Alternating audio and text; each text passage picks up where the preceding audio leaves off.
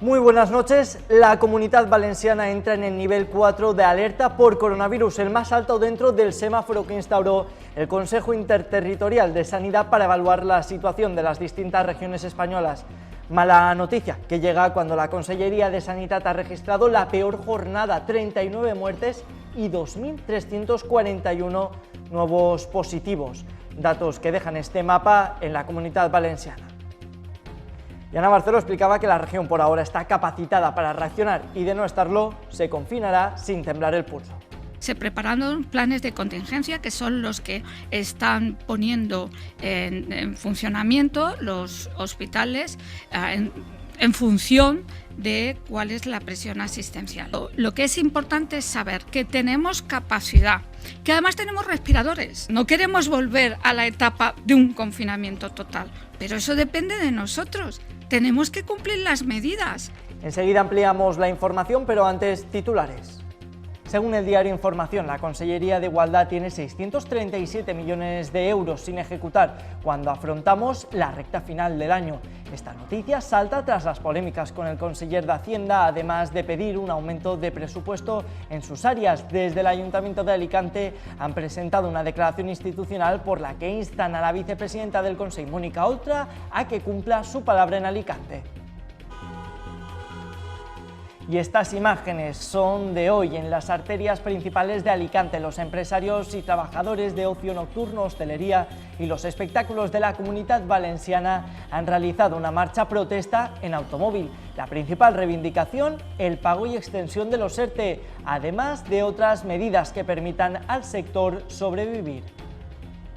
Las mujeres españolas trabajarán gratis desde hoy, 11 de noviembre, hasta el fin del 2020 debido a la brecha salarial que en España es del 14%, por debajo de la media de la Unión Europea que está en un 15,7%. Desde el sindicato UGT denuncian que las empresas ahorran 51 días de sueldo a las trabajadoras hasta el 31 de diciembre. Tras el 11 del 11, el mundo entero se prepara para las fiestas de invierno. En España la Navidad ya está más cerca. Según el barómetro de tendencias de consumo en las compras navideñas 2020, realizado por American Express, la pandemia disparará los pagos con tarjeta y las compras online esta Navidad. Además, añade que un 59% de los españoles aprovecharán las ofertas del Black Friday para adelantar sus compras de Navidad y un 69% lo hará durante las rebajas. El peor día desde que empezara la pandemia, la Comunitat Valenciana ha registrado en las últimas 24 horas 2.341 nuevos casos de coronavirus confirmados por pruebas PCR que sitúan la cifra total de positivos en 75.004 personas. Por provincias, la distribución de nuevos positivos es la siguiente.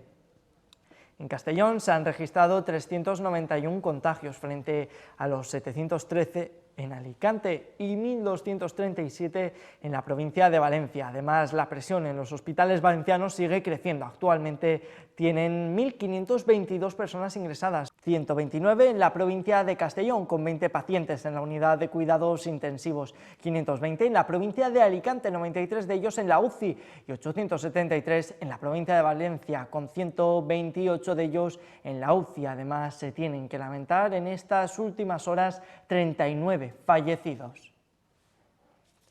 Momento crítico el que se atraviesa. La pandemia, lejos de darse por controlada, sigue azotando nuestra región.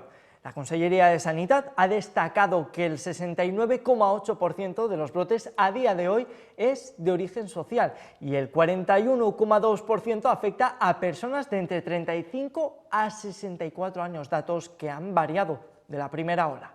Hay un porcentaje muy elevado, un porcentaje alto de personas comprendidas entre los 15 y los 64 años, que son las personas que contraen la enfermedad.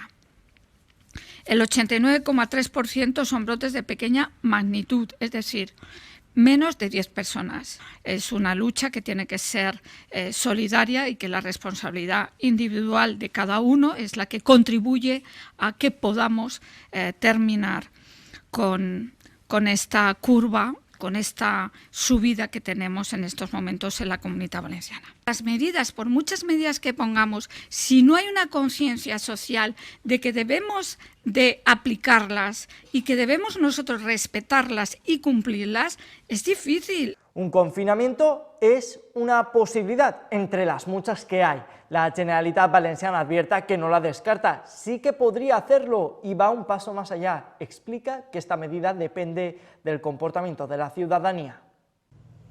La curva del coronavirus sigue aumentando a pesar de las medidas sanitarias adaptadas desde hace unas semanas o el cierre perimetral de la Comunidad Valenciana. Hay algunos municipios que no mejoran, aunque sí hay otros en los que se aplicaron con anterioridad. Estas medidas, como Elche, en los que la consellera ha anunciado que la incidencia se ha contenido. Es muy pronto todavía para poder hacer una valoración. Lo que sí que tenemos claro es que en aquellos municipios en que se pusieron en marcha con anterioridad estas mismas medidas restrictivas, en esas ciudades, en las ciudades, 4 municipios donde se implantaron esas medidas, no ha crecido.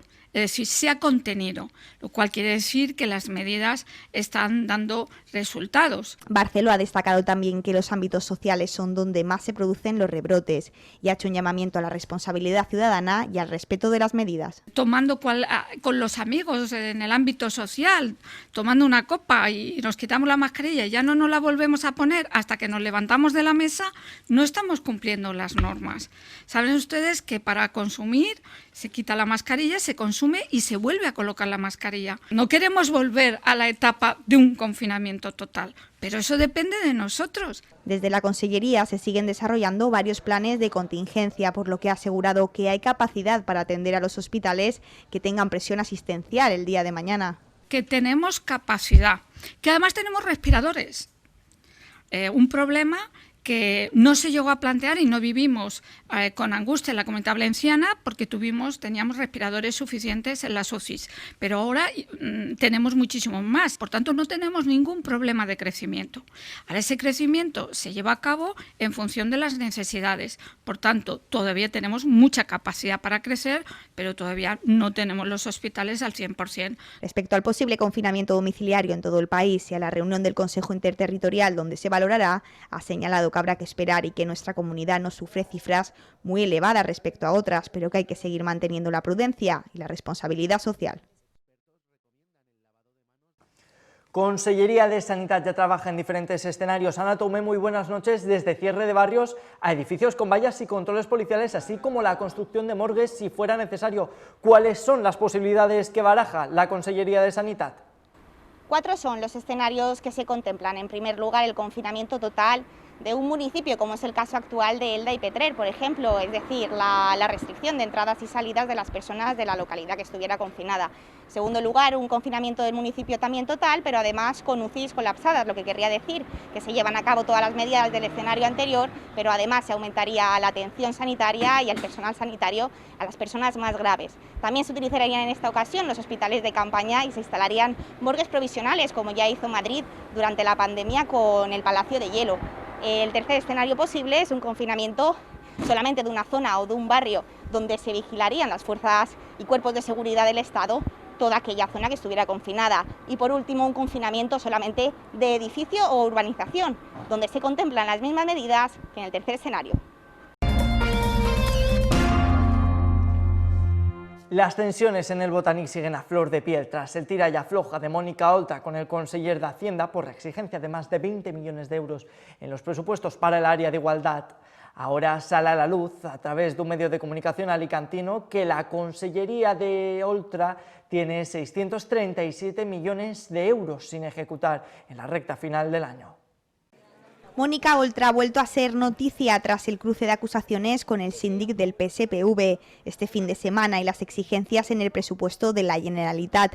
Ahora vuelve a saltar a la palestra por el gasto en una de sus áreas, según el diario Información. La Consellería de Igualdad y Políticas Inclusivas tiene 637 millones de euros pendientes de ejecutar, o lo que es lo mismo, a falta de 2 meses para que acabe el año y en medio de una pandemia sanitaria que ha agudizado una crisis social, falta una importante parte del presupuesto que se había previsto para 2020 por gastar. En servicios sociales, la cifra del dinero que no se ha utilizado asciende a más de 4 millones de euros frente a los 19 millones sin ejecutar en infancia o en asuntos como la diversidad funcional o discapacidad, con casi 30 millones de euros. En la inclusión social, que afecta a la renta valenciana de inclusión, la Consellería tiene sin tocar, por otro lado, más de 100 millones de euros, cifra parecida a la de dependencia. Una noticia impactante que deja datos significativos, como que el nivel de ejecución ha retrocedido 6 puntos respecto a otros años, todo ello en medio de una crisis sanitaria que ha contagiado a lo social. Y esto mismo, la crisis social, era el escudo de Oltra para pedir al conseller Vicent Soler hace menos de 7 días un aumento del presupuesto en su área del 19%. Contradicciones y conflictos que parece que la pandemia no ha hecho más que avivar. Continuando con este asunto, el equipo de gobierno de Alicante ha presentado esta mañana una declaración institucional para ser debatida en el próximo pleno ordinario, por la que se insta a la Consellería de Igualdad y Políticas Inclusivas a solucionar el problema de la contratación de los técnicos de refuerzo que desde el Ayuntamiento de Alicante tramitan las ayudas y los expedientes que son competencias de la Generalitat. En el mismo escrito se exige también a la vicepresidenta y portavoz del Consejo, Mónica Oltra, a que mejore el grado de ejecución de su área ante la alarmante noticia que se está conociendo de que a estas alturas del año y tras 8 meses de pandemia tenga una ejecución presupuestaria más baja que en el año 2019. Faltan menos de 12 horas para que se celebre en Alicante el debate del estado de la ciudad. Tras un año, PP y Ciudadanos vuelven a analizar la situación en la que se encuentra actualmente la capital de la provincia y, lejos de parecerse a la primera experiencia que vivió el bipartito, será un debate nuevo, lejos de la paz social que se vivía en ese momento, con una pandemia y con los males endémicos que siguen persiguiendo a Alicante: el Palacio de la Justicia, el Plan General de Ordenación Urbana, la sentencia ZAS, además de temas como la limpieza o la ordenanza cívica. Y lejos de la política, los bomberos del Ayuntamiento de Alicante han creado una base de datos con las fichas técnicas digitalizadas para intervenir de forma más eficaz y rápida en los incendios de edificios de gran altura. Se ha presentado hoy el Plan de Seguridad, Intervención y Revisión en edificios de gran altura, con el objetivo de mejorar la intervención en los incendios de edificios de más de 9 plantas y poder extinguirlos de forma más segura, más rápida y más eficiente en la ciudad.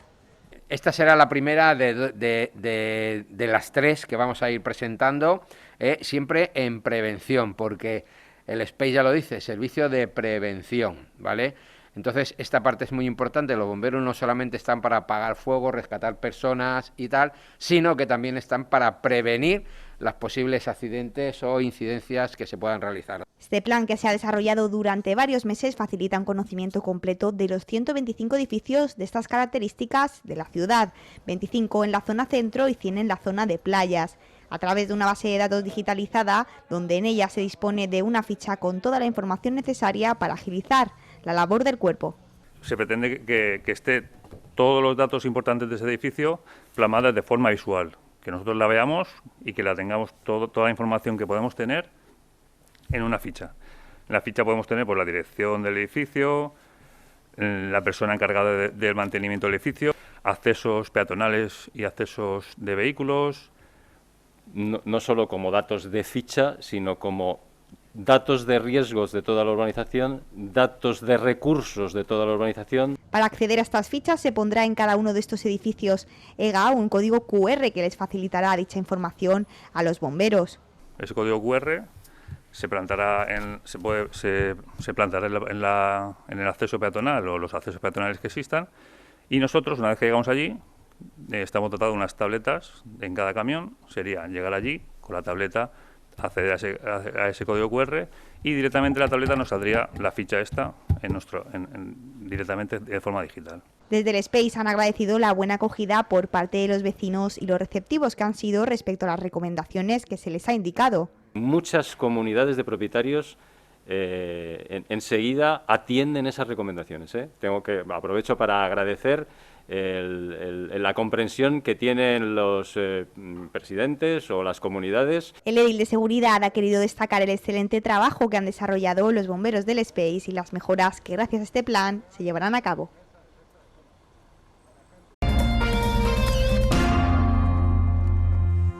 Decenas de hosteleros se han hecho hoy escuchar en Alicante, tracas, claxones y gritos para pedir a las instituciones medidas concretas y ayudas para no tener que echar la persiana abajo para siempre.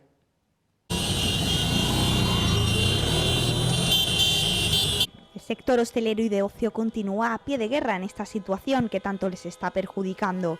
Por ello, esta mañana camareros, empresarios, DJs, técnicos de sonido y todo el personal de este sector ha salido a las calles de Alicante una vez más para exigir ayudas que solventen de alguna manera estas consecuencias negativas que han tenido a raíz de la pandemia. Precisamente por cómo está la hostelería estamos hoy aquí.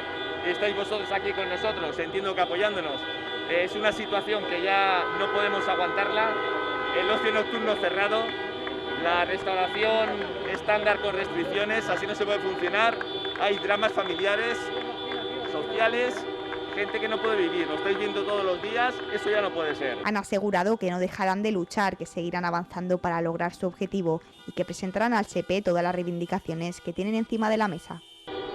Sobre todo que regularice el tema de los ERTEs, primero que los extienda y segundo que gestione la administración para que la gente que tiene que cobrarlo los cobre en su momento, que haga un pago único de las medidas que tiene pendientes, que flexibilice los requisitos para que los empresarios puedan solicitarlos, eso solo depende de ellos. Y es que la cifra de empresas y trabajadores del sector afectados por la COVID asciende a 32.000 personas directas que han sufrido estos efectos negativos. Aquí veis que hay muchos indirectos, hay muchos caminos de proveedores, imagínate, si sumamos todo eso, claro, es que estamos hablando de una cosa seria, no se nos toma hasta ahora, yo creo, con la debida... Parece que somos el patito feo de la familia, ¿no? Quiero decir, es que no es así. Nosotros también creemos que aportamos a la sociedad algo importante y queremos que se nos ayude de una vez ya. Es que ya está bien. Una manifestación más de las muchas que ya se han convocado en todo el país con un mismo propósito: ayudas al sector hostelero y de ocio para que puedan sobrevivir a esta crisis.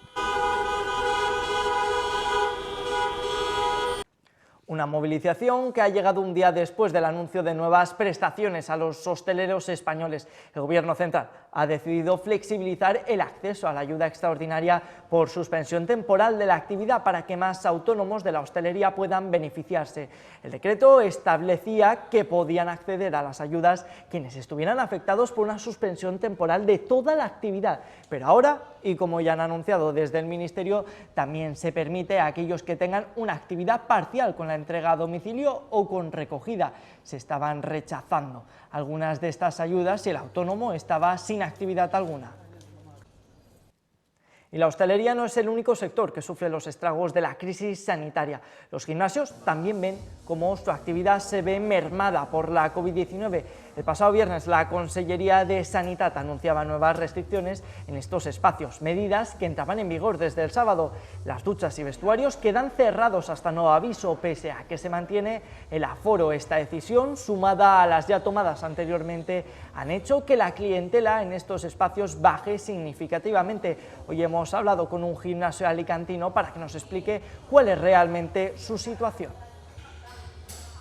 A raíz de esta medida en un centro, pues es normal de que tengamos un poquito más de reacción por parte del cliente, porque muchas veces el cliente viene también sudado, termina las clases y necesita ducharse. Diría que el 90% del cliente, entonces es bastante.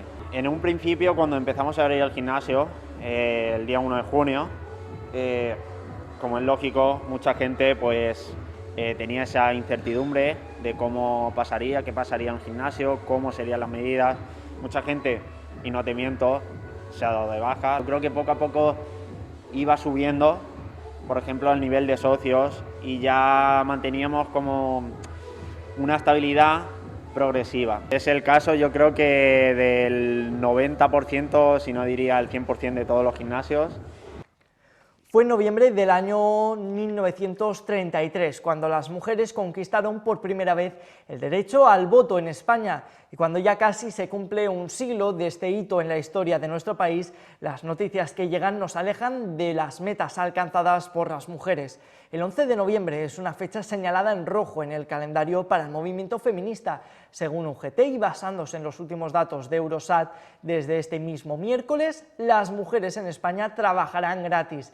Esto se debe a la brecha salarial. Las empresas se ahorran un total de 51 días en los sueldos de las trabajadoras hasta el 31 de diciembre.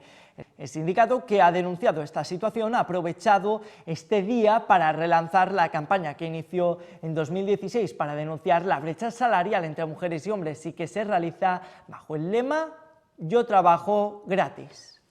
Nosotras trabajamos gratis desde el 11 de noviembre al 31 de diciembre de este 2020. Tenemos que decir que como dato positivo se ha reducido. El año pasado trabajábamos gratis 4 días más.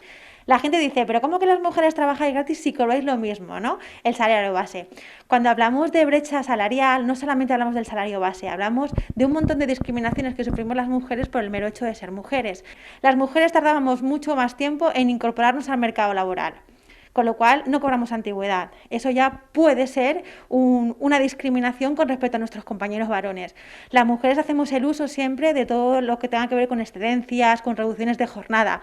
Todo eso lo que va a mermar es nuestra carrera de cotización, tanto para una pensión contributiva como para una futura prestación. La brecha salarial está en un 14% para España. La media en Europa está en un 15,7%, con lo cual España vamos bien.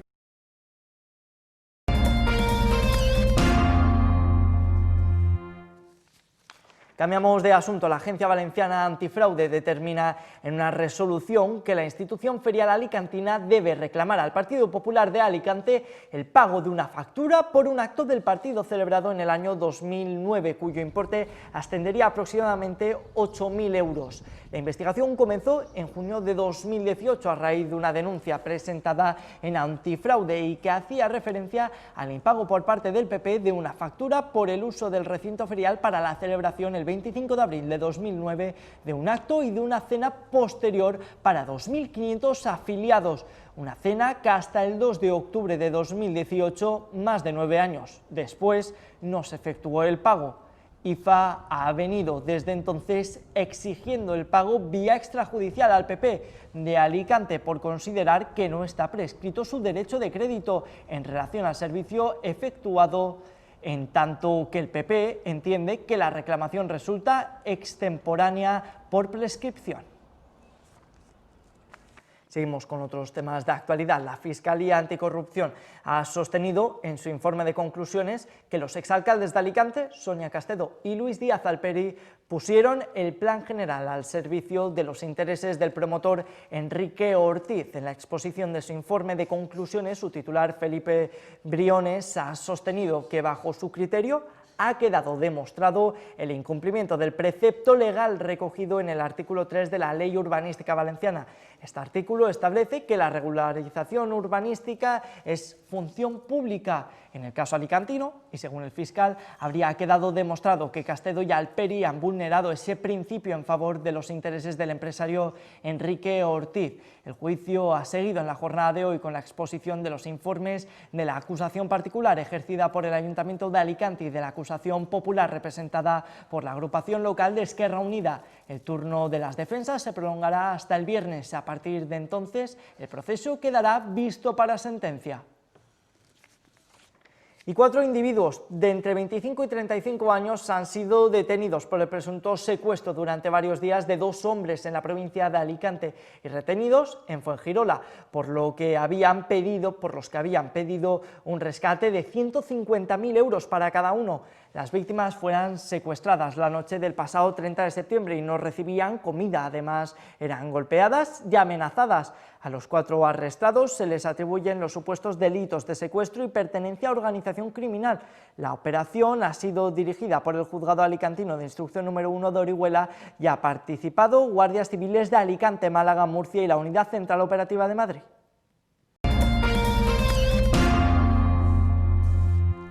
Y hoy es 11 de noviembre, lo que es lo mismo el 11 del 11, el día del soltero, o dicho de otra manera, el Black Friday chino. Tradicionalmente las tiendas de nuestro país no tenían por costumbre sumarse a esta efeméride, pero cada vez más y gracias a las grandes marcas que tienen mayor frecuencia a sumarse, esta jornada en España se ha vuelto un día cuya popularidad es absolutamente creciente. Ofertas en tecnología, calzado o ropa, eso sí, la mayoría de los descuentos de manera online. Y precisamente vivimos tiempos de transformaciones, también en la época en la que vamos a entrar las Navidades. Según el barómetro de tendencias de consumos en las compras navideñas de American Express, la pandemia ha cambiado nuestros hábitos de consumo, tanto en la forma en la que compramos como en los sistemas de pago elegido. Este último, consecuencia de la crisis sanitaria. Y es que aunque la tarjeta y el efectivo continúan siendo los métodos de pago que más se van a utilizar para las compras navideñas, la brecha entre ambos se agudiza al caer el efectivo en 10 puntos y crecer el pago con tarjeta en 6 respecto al año pasado. En total se estima que el 72% del gasto navideño se pagará con tarjeta, mientras que los gastos que se abonarán en efectivo caen casi de un 30% a un 20%. Además, según el estudio, los españoles aprovecharán los descuentos del Black Friday para hacer sus compras de Navidad. Y vamos a hablar de música, pero no de música al uso. La primera canción del mundo, compuesta por un cantante y una neumóloga, ha llegado. Antonio Orozco y la doctora Maricruz González han unido fuerzas para crear una canción que pone a prueba la salud de los pulmones. Sí, como lo oyen. Con el nombre Toma aire, sopla vida, nos ponen a prueba para conocer nuestra capacidad pulmonar. Los objetivos claros: incrementar el conocimiento sobre la salud respiratoria entre la población general, así como sensibilizar en la importancia de cuidar el estado de los pulmones atendiendo a las circunstancias que puedan afectarlos, como la contaminación ambiental o el tabaquismo, y la necesidad de un diagnóstico y control adecuado, un asunto que adquiere mayor importancia y relevancia en época de pandemia. Y pon a prueba tu salud respiratoria. SEPAR. El jefe del Estado Mayor de la Defensa británica, general Nick Carter, ha advertido en una entrevista de los riesgos globales que plantea la actualidad, en particular la pandemia del coronavirus. Carter advierte que posiblemente lo que estemos viviendo es la antesala de una nueva guerra mundial, un hecho que siempre sobrevuela cuando hablamos de crisis mundiales. Hoy hemos salido a la calle para preguntar a los alicantinos y a las alicantinas qué opinan sobre estas declaraciones. ¿Qué dice? ¿Que esto es una guerra mundial? No, la guerra está hecha en boga con el virus. Hombre, me parece un poco exagerado, aunque, a ver, no estamos en un momento que nada es descabellado, pero yo lo veo, no creo que lleguemos a tanto. Creo que más sería el control que la solución que pensar en una guerra. No, definitivamente no. La vacuna sigue siendo más guerra biológica, porque realmente una vacuna, para que sea efectiva, necesita por lo menos entre 5 y 10 años para que realmente sea efectiva, eficaz y saludable. Y volvemos con los deportes, pero antes una breve pausa para la publicidad.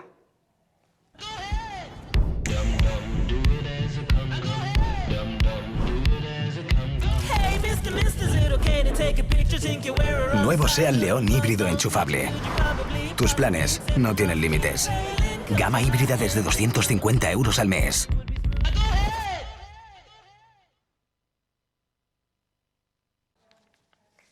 Y Aitor Baró en los deportes. El Hércules vuelve a los entrenamientos para preparar el esperado encuentro con el Alcoyano. Y ahora la pregunta es, ¿por qué es tan esperado, Aitor? Buenas noches, Carlos. Es esperado por muchas cosas. Primero, porque tenía que haber abierto la competición. Sin embargo, los 2 positivos por COVID en el Hércules hicieron que se aplazara. Es esperado porque el Hércules no sabe lo que es ganar en su última etapa de Segunda B en el Collao, y esta vez sin público puede tener la ocasión ideal ante un equipo recién ascendido. Y es esperado porque al final el Hércules sabe que daría un puñetazo sobre la mesa. Hoy ha preparado ese partido, ha empezado a prepararlo después de la jornada de descanso de ayer. Lo ha hecho con un Benja que ya da vueltas en la pista de atletismo y en un entrenamiento en el que no han estado ni Pablo Íñiguez ni Tano Bonín. Después el protagonista, lo escucharemos en Sport Alacantí, ha sido Sergio Buenacasa en busca del gol. Las ocasiones las tiene, le falta la puntería. Además, Carlos, después en Sport Alacantí, además de escuchar a Buenacasa, hablaremos con el entrenador de Agustinos, 6 victorias consecutivas en el arranque de competición, y traeremos un reportaje muy curioso sobre el ajedrez en Alicante. Yo de pequeño jugaba al ajedrez. Toma buena nota porque me voy a quedar para preguntarte todas mis dudas sobre ello. Ya haremos una partida rápida. Carlos, buenas noches. Buenas noches, Aitor.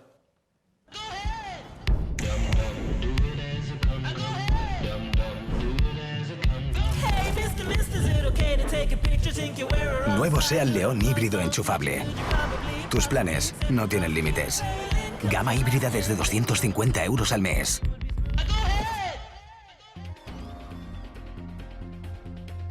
Mañana volvemos con el debate del estado de la ciudad, que podrán seguir en directo desde esta su casa, además de un amplio seguimiento en Info Alicante a partir de las 8:30 con otros temas de actualidad. Ahora les dejamos con los deportes y a las 9:30, más o menos, Impulsa Alicante Conexión hacia el futuro, un nuevo programa de la mano de un servidor, que les adentrará en la Agencia de Desarrollo Local. Pasen buena noche, descansen y disfruten. Hasta mañana.